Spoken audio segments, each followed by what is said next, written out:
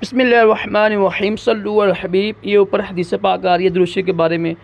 Rashid Attari new फतवा लेकर पेश खिदमत है। अल्हम्दुलिल्लाह ये दावत इस्लामी का ही एक फ़तवा है।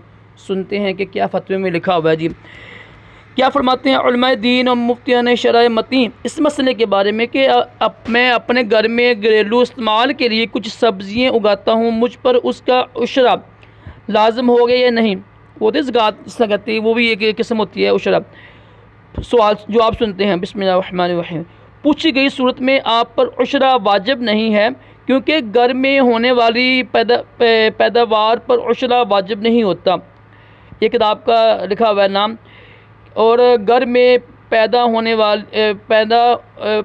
में होने वाली पैदावार पर उशरा वाजिब नहीं है, क्योंकि अमीरुल मोमिनीन हज़रत सैयदना उमर फ़ारूक रज़ियल्लाहु तआला अन्हु ने रिहाइश गाहों को उशरे के बारे में मुआफ़ रखा और इस पर सहाबा कराम का इजमा है।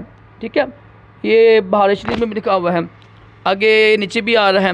देखिए ये उशरा है ना, उशरा जिस तरह ज़कात होती है ना, मतलब इतने पैसे होंगे तो 99% ज़कात होगी। ठीक है, ये उशरा होता है ना, ये भी एक किस्म होती है ज़कात ही की। जिस तरह तो पैली हो ना, पैली वगैरह में भी होते हैं, इसमें ना इस तरह इसका भी ये ना एक किस्म है ज़कात की। ठीक है, तो ये अगर घर में हो ना, तो अगर घर में किसी ने नई बनाई है, उगाई है, तो इस फतवे के मुताबिक उस पर नहीं है उशरा।